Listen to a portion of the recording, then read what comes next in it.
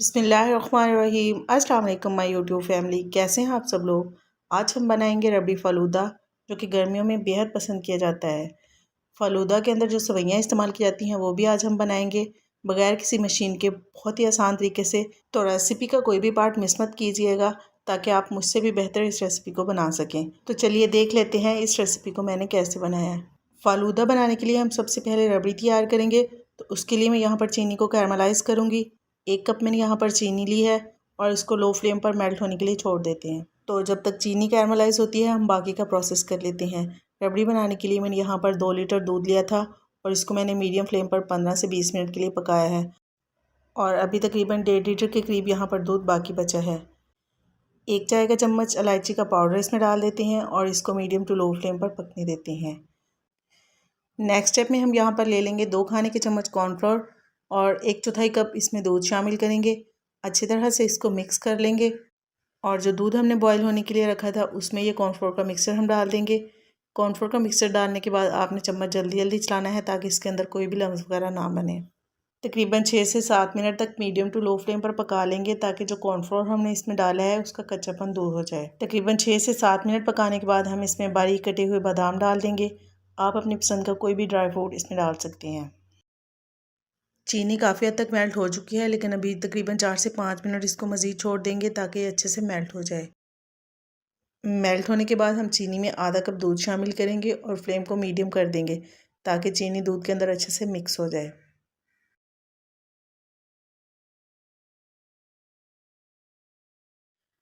अच्छी तरह से मिक्स करने के बाद हमने जो रबड़ी बनाकर रखी थी उसमें हम ये वाला दूध डाल देंगे और इसको तकरीबन 4 से 5 मिनट के लिए मज़ीद पकने देंगे।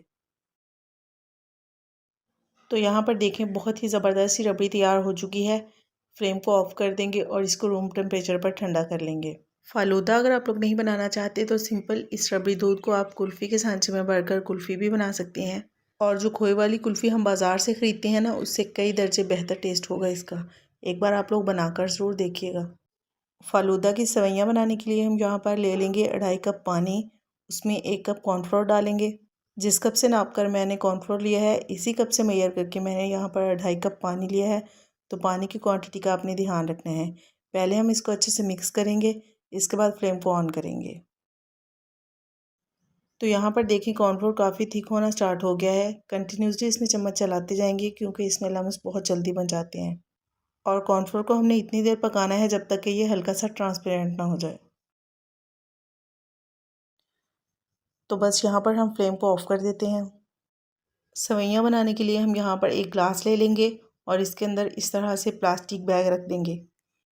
और प्लास्टिक बैग थोड़ा मोटा और मज़बूत होना चाहिए क्योंकि कॉर्नफ्लोर को हमने ठंडा नहीं करना है, गरम गरम कॉर्नफ्लोर से ही हमने इसकी सेवइयाँ बनानी है। और जितनी मोटी आपने सेवइयाँ बनानी है उसके हिसाब से आपने सिरे पर एक सुराख कर लेना है। नेक्स्ट स्टेप में हम यहाँ पर एक बोल में थोड़ा सा पानी ले लेंगे और इसमें काफ़ी सारे बर्फ़ डाल लेंगे। प्लास्टिक बैग को आपने इस तरह से टाइटली पकड़ लेना है और इसको घुमाते जाना है। अगर आपको लगे कि कॉर्नफ्लोर ज़्यादा गर्म है तो इसको किसी कपड़े वगैरह के साथ होल्ड कर लें। तो यहाँ पर देखिए मैंने सारी सेवइयाँ बनाकर तैयार कर ली हैं, लेकिन अभी हम इनको 15 से 20 मिनट के लिए ऐसे ही छोड़ देंगे। सेवइयों को रखे हुए तकरीबन 20 मिनट हो चुके हैं। देखिए बहुत ही ज़बरदस्त सेवइयाँ बनकर तैयार हुई हैं। फ़ालूदा बनाने के लिए आप जो भी इंग्रेडिएंट्स इस्तेमाल करें वो एकदम ठंडे होने चाहिए। मतलब सारी चीज़ों को आप 15 से 20 मिनट के लिए फ्रिज में रख दें। सबसे पहले हम यहाँ पर ले लेंगे जाम शीरी। इससे ग्लास को हल्का सा डेकोरेट कर लेंगे ताकि एक अच्छी सी लुक आए। 1 चम्मच तुखमलंगा को मैंने तकरीबन 10 मिनट पहले भिगो दिया था। ये हम इसमें थोड़ा थोड़ा डाल देंगे। इसके बाद थोड़ी थोड़ी सेवइयाँ डालेंगे, रबड़ी डालेंगे, अगेन इसके ऊपर थोड़ी सी सेवइयाँ डालेंगे, जाम शीरी डालेंगे और इसके ऊपर तुखमलंगा डालेंगे। और लास्ट में हम इसको गार्निश करेंगे बादाम से। फ़ालूदा के अंदर अगर आप अपनी पसंद का कोई फ्रूट डालना चाहते हैं तो वो भी आप डाल सकते हैं। तो ये थी बहुत ही मज़ेदार सी रबड़ी फ़ालूदा की रेसिपी। आई होप आपको पसंद आई होगी। रेसिपी अच्छी लगे तो इसको लाइक और शेयर ज़रूर कर दिया करें। और अगर फर्स्ट टाइम चैनल को विज़िट कर रहे हैं तो काइंडली चैनल को सब्सक्राइब ज़रूर कर लें। टेम्परेचर बहुत हाई है जिसकी वजह से पसीना बहुत ज़्यादा आ रहा है, तो जिसकी वजह से पानी के साथ साथ अक्सर औक़ात हमारे जिस्म में नमकियात की कमी भी हो जाती है। तो जिसके लिए सादा पानी पीना काफ़ी नहीं है, कोई ना कोई रिफ़्रेशिंग ड्रिंक्स हमें अपनी डेली रूटीन में लाजमी ऐड करनी चाहिए। तो आज मैं आप लोगों के साथ 4 बहुत ही आसान सी ड्रिंक्स की रेसिपी शेयर करूँगी जिसको आप आसानी से अपने घर में बना सकते हैं। सबसे पहली ड्रिंक जो मैं बना रही हूँ वो है कैरी का शरबत। इसके लिए आपने कैरी का छिलका उतार कर इसको बॉईल कर लेना है ताकि ये अच्छे से सॉफ्ट हो जाए। हस्बे ज़रूरत इसमें चीनी या शक्कर शामिल करेंगे, हाफ़ टी स्पून काला नमक शामिल करेंगे और हाफ़ टी स्पून ही इसमें ज़ीरे का पाउडर शामिल करेंगे। इस शरबत को और भी ज़्यादा मज़ेदार और रिफ़्रेशिंग बनाने के लिए इसमें थोड़े से पुदीने के पत्ते शामिल करेंगे। हस्बे ज़रूरत इसमें पानी डालेंगे और इसको ब्लेंड कर लेंगे। कैरी के शरबत का इस्तेमाल हमें गर्मी के मौसम में लू से बचाता है और बहुत ही फ़ायदेमंद है। और जो कार्बोनेटेड ड्रिंक्स या टैंग वगैरह हम इस्तेमाल करते हैं उससे ये बहुत बेहतर है और बहुत आसानी से आप इसको घर पे बना सकते हैं। नेक्स्ट मैं यहाँ पर बना रही हूँ फ़ालसे का शरबत। तो इसके लिए फ़ालसे की डंडियाँ वगैरह उतार कर मैंने इनको अच्छे तरीके से धो लिया है। फ़ालसे को हम ब्लेंडर में डालेंगे। हस्बे ज़रूरत इसमें चीनी शामिल करेंगे, हाफ़ टी स्पून काला नमक शामिल करेंगे और हस्बे ज़रूरत पानी शामिल करके इसको अच्छे से ब्लेंड कर लेंगे। अच्छा, अक्सर लोग ना फ़ालसे की शरबत को बहुत ही बारीक छलनी से छानकर उसकी गुठलियों के साथ साथ उसका पल्प भी अलहदा कर देते हैं, जो कि बिल्कुल सही नहीं है, क्योंकि इस तरीके से बहुत सारा फ़ाइबर ज़ाया हो जाता है। तो इसलिए हमेशा बड़े सुराखों वाली छलनी इस्तेमाल करें ताकि इसके न्यूट्रिएंट्स और फाइबर ज़ाया ना हो। फ़ालसे का इस्तेमाल भी गर्मी के मौसम में हमारे लिए बेहद फ़ायदेमंद है और इसको वैसे खाने के बजाय ज़्यादातर इसका शरबत बनाकर ही इस्तेमाल किया जाता है, जो कि बहुत ही रिफ़्रेशिंग और टेस्टी होता है। और तीसरी ड्रिंक जो मैं यहाँ पर बना रही हूँ वो है आड़ू का शरबत। आड़ू का छिलका उतार कर मैंने इसको छोटे छोटे पीसेस में काट लिया है। हस्बे ज़रूरत इसमें चीनी डालेंगे, पानी शामिल करेंगे और इसको ब्लेंड कर लेंगे। गर्मी के मौसम में आड़ू और फालसा दोनों ऐसे फ्रूट्स हैं जिसको शुगर पेशेंट्स भी आराम से इस्तेमाल कर सकते हैं। मतलब उसको वैसे भी खा सकते हैं और अगर ड्रिंक्स वगैरह बनाकर इस्तेमाल करना चाहें तो चीनी या शक्कर के बगैर वो भी आराम से इस्तेमाल कर सकते हैं। अच्छा, टेस्ट के साथ साथ इनके कलर ही इतनी रिफ़्रेशिंग और ख़ूबसूरत होते हैं कि देख के बंदे का दिल खुश हो जाता है। अच्छा, लास्ट ड्रिंक जो मैं यहाँ पर बना रही हूँ उसमें हम इस्तेमाल करेंगे गोंद कतीरा। इसकी तासीर बहुत ठंडी होती है और गर्मी के मौसम में इसका इस्तेमाल लाजमी करना चाहिए। इस तरह से छोटे छोटे पीसेस की शक्ल में ये आपको किसी भी पंसार की शॉप से आसानी से मिल जाएगा।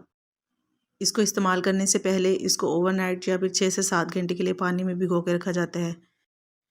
फूलने के बाद इस तरह से इसका टेक्सचर होता है, बिल्कुल ऐसे जैसे बर्फ़ होती है। अच्छा, इसका कोई टेस्ट वगैरह भी नहीं होता, बिल्कुल टेस्टलेस ही होता है। किसी भी ड्रिंक में आप इसको आसानी से इस्तेमाल कर सकते हैं। गोंद कतीरा का इस्तेमाल मैदे की गर्मी को दूर करता है और गर्मी के मौसम में लू लगने से बचाता है। इसके अलावा हड्डियों की कमज़ोरी में भी इसका इस्तेमाल बेहद फ़ायदेमंद है और किसी भी ड्रिंक में शामिल करके आप इसको इस्तेमाल कर सकती हैं क्योंकि इसका अपना कोई टेस्ट नहीं होता है। और मैं जो ड्रिंक यहाँ पर बना रही हूँ उसके लिए मैंने यहाँ पर 1 कप दही लिया है। इसको हम ब्लेंडर में डालेंगे। हस्बे ज़रूरत इसमें नमक डालेंगे, 2 खाने के चम्मच इसमें हम गोंद कतीरा शामिल करेंगे और हस्बे ज़रूरत पानी डालकर इसको ब्लेंड कर लेंगे। नमक की जगह पर आप चीनी या शक्कर इस्तेमाल करके मीठी लस्सी भी बना सकते हैं और गर्मी के मौसम में लस्सी का इस्तेमाल हमें लाजमी करना चाहिए क्योंकि लस्सी का इस्तेमाल हमारे मैदे के लिए बेहद फ़ायदेमंद है। आई होप आप लोगों को आज की रेसिपीज़ पसंद आई होंगी। अपनी फेवरेट ड्रिंक का नाम ज़रूर शेयर कीजिएगा। आज मैं आप लोगों के लिए लाई हूँ एक बहुत ही मज़ेदार से ड्रिंक की रेसिपी। इसको बनाना बहुत ही आसान है, हेल्दी भी है और जायके में तो लाजवाब है। वीडियो स्टार्ट करने से पहले आप लोगों से रिक्वेस्ट है कि काइंडली चैनल को ज़रूर सब्सक्राइब कर लें। तो चलिए शुरू करते हैं इसको बनाना। सबसे पहले हम यहाँ पर लेंगे आधा कप चीनी। इसको पैन में डालेंगे और मीडियम टू लो फ्लेम पर इसको मेल्ट होने के लिए छोड़ देंगे। तो तकरीबन 4 मिनट के बाद देखें यहाँ पर चीनी मेल्ट होना स्टार्ट हो चुकी है। इस ड्रिंक में हम चीनी को कैरमलाइज़ करके इस्तेमाल करेंगे जिससे हमारी ड्रिंक और भी ज़्यादा टेस्टी हो जाएगी। तो तकरीबन 6 से 7 मिनट लगे हैं चीनी को मेल्ट होने में। नेक्स्ट हम इसमें 1 कप दूध शामिल करेंगे और फ्लेम को मीडियम कर देंगे। जैसे जैसे दूध गर्म होगा चीनी इसमें बहुत अच्छे तरीके से मिक्स हो जाएगी।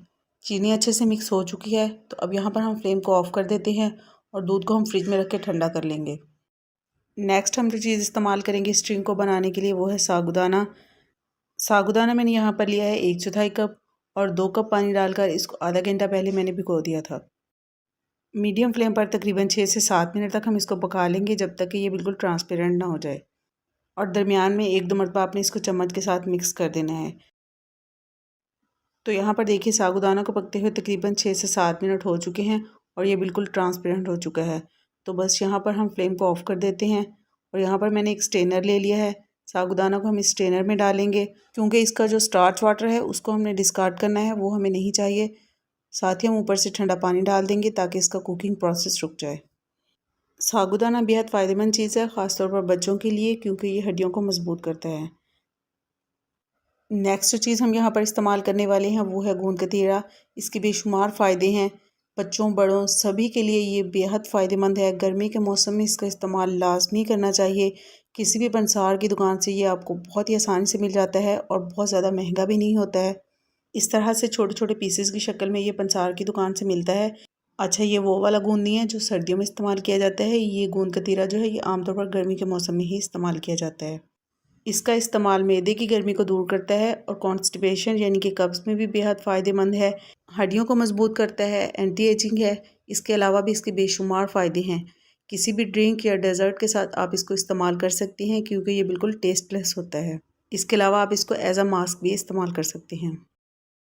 और इसको इस्तेमाल करने के लिए इसके 3 से 4 पीसेस 1 गिलास पानी में डालकर और ओवरनाइट सोक होने के लिए रख दें, तो इस तरह से ये ट्रांसपेरेंट सा हो जाता है। तो इस ड्रिंक को बनाने के लिए मैंने यहाँ पर 4 खाने के चम्मच गोंद कतीरा लिया है।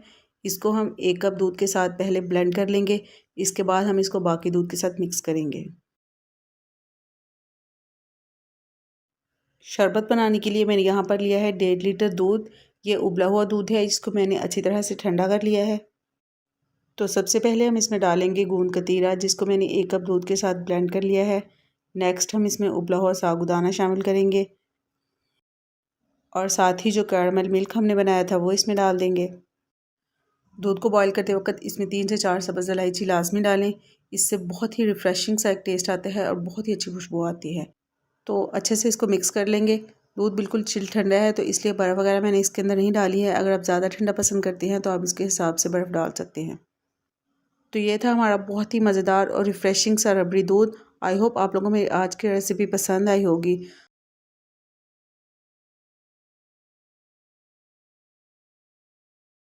बहुत ही मज़ेदार और हेल्दी साबूदाना और खजूर का मिल्क शेक। तो चलिए इस रेसिपी को बनाना स्टार्ट करते हैं। तो मिल्क शेक बनाने के लिए मैंने यहाँ पर आधा कप के करीब साबूदाना लिया था और इसको मैंने 2 कप पानी डालकर तकरीबन आधा घंटा पहले भिगो लिया था। और भिगोने से ये फ़ायदा होता है कि ये काफ़ी सॉफ्ट हो जाता है और जल्दी कुक होता है। भिगोने के बाद इसको कुक होने में तकरीबन 4 से 5 मिनट लगेंगे, लेकिन अगर आप इसको वैसे ही पकाएंगे तो फिर तकरीबन 15 से 20 मिनट इसको कुक होने में लगती हैं। तो मीडियम टू लो फ्लेम पर हमने इसको ट्रांसपेरेंट होने तक पका लेना है। साबूदाना के तो वैसे भी बेशुमार फ़ायदे हैं। ये हमारी हड्डियों को मजबूत करता है और बच्चों के लिए तो ये बहुत ही फ़ायदेमंद चीज़ है। और इस तरह से अगर हम इसको मिल्क शेक वगैरह में इस्तेमाल करेंगे तो हमारी ड्रिंक और भी ज़्यादा हेल्दी और फ़ायदेमंद हो जाती है। तो अभी हम इसको इस तरह से एक स्ट्रेनर की मदद से छान लेंगे और साथ ही हम इसके ऊपर से थोड़ा सा ठंडा पानी डाल देंगे ताकि इसका कुकिंग प्रोसेस रुक जाए और साबूदाना आपस में चिपके ना हो। साबूदाना को हम इसी तरह से स्ट्रेनर में छोड़ देंगे ताकि जो भी एक्स्ट्रा पानी है इसके अंदर वो निकल जाए। तो चलिए अब हम मिल्क शेक रेडी कर लेते हैं। मिल्क शेक बनाने के लिए मैंने यहाँ पर 2 लीटर के करीब दूध लिया है। इसमें से थोड़ा सा दूध हम यहाँ पर ब्लेंडर में ऐड कर लेंगे और खजूरें मैंने यहाँ पर 8 से 10 खजूरें लिए हैं। इनकी मैंने गुठलियाँ निकाली थी, ये हम इसमें डाल लेंगे। और 2 चम्मच के करीब मैंने यहाँ पर इसमें खोया ऐड किया है। आपकी मर्ज़ी है, आप डालना चाहें तो डाल लें, अगर आप नहीं डालना चाहते तो आप मत डालें। तो अभी हम इसको ब्लेंड कर लेंगे और चीनी या शक्कर वगैरह मैं यहाँ पर इसमें इस्तेमाल नहीं करूँगी क्योंकि खजूर ऑलरेडी मीठी होती है। लेकिन अगर आपको ज़्यादा चीनी पसंद है तो आप इसमें चीनी या शक्कर वगैरह कुछ भी ऐड कर सकते हैं। मैंने यहाँ पर जो खजूरें इस्तेमाल की हैं वो काफ़ी सॉफ्ट थी, लेकिन अगर आप ऐसे खजूर इस्तेमाल कर रहे हैं जो थोड़ी सी ड्राई है तो आप इसको तकरीबन 1 घंटा पहले नीम गर्म पानी में भिगो दें तो वो भी बहुत अच्छे से सॉफ्ट हो जाएगी, ठीक है ना। तो मिल्क शेक हमारा रेडी है और अभी साथ ही हम इसमें साबूदाना ऐड करेंगे। साबूदाना आप अपनी मर्ज़ी से कम या ज़्यादा भी डाल सकती हैं। अगर आपको इससे ज़्यादा क्वान्टिटी में पसंद है तो आप ज़्यादा डाल लें, अगर आपको इससे कम पसंद है तो आप थोड़ा कम भी डाल सकते हैं। तो बहुत ही मज़ेदार और हेल्दी साबूदाना और खजूर का मिल्क शेक बिल्कुल रेडी है। आपको आज की रेसिपी कैसी लगी मुझे ज़रूर फीडबैक दीजिएगा। अगर अभी तक आपने वीडियो को लाइक और शेयर नहीं किया तो जल्दी से इसको लाइक और शेयर कर दें और अगर फर्स्ट टाइम चैनल को विज़िट कर रहे हैं तो चैनल को सब्सक्राइब ज़रूर कर लें और साथ ही साथ बेल आइकॉन को भी प्रेस कर लें ताकि आपको मेरी हर नई आने वाली वीडियो का नोटिफिकेशन मिल सके।